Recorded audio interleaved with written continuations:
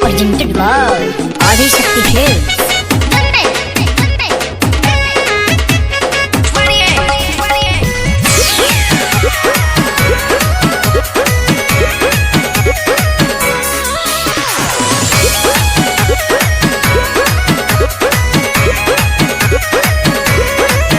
रउआ बाली बंगाल से ले आवे के बाद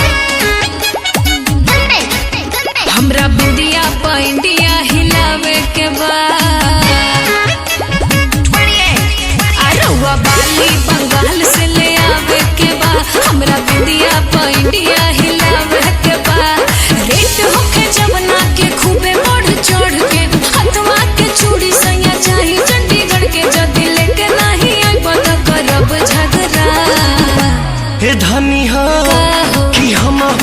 ले ले आइब राजस्थानी घाघरा ही लई हो पेन के दिलिया घरा सचो भैया ले ले आओ राजस्थानी घाघरा ही लई है भौजी दिलिया घरा। तू लोग तो छुपे रहलो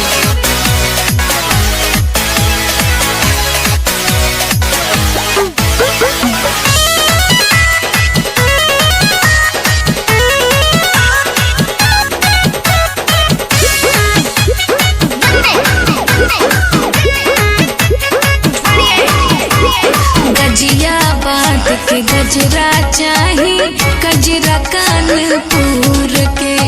पैजनिया पटना के चाही चलूंगी दहिया तूर